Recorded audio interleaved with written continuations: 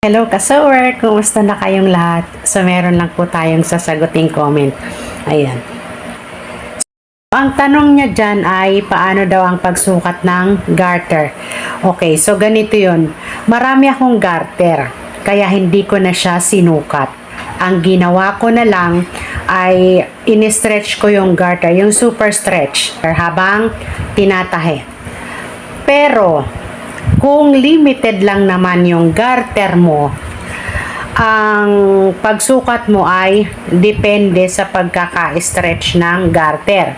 Merong garter na matigas kapag hinihila at meron din namang garter na soft kung pag hinila mo siya. Kung ang garter mo ay matigas yung pagkakahila, 75%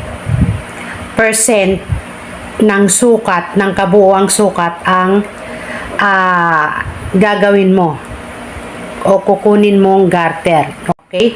Pero kung ang garter mo ay malambot, 50% lang ng kabuuang sukat ang gagamitin mo.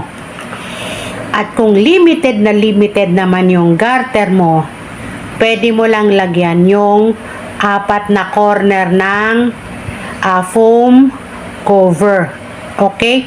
So, yun lang. Sana nakatulong doon sa nagtatanong. Thank you for watching. Bye!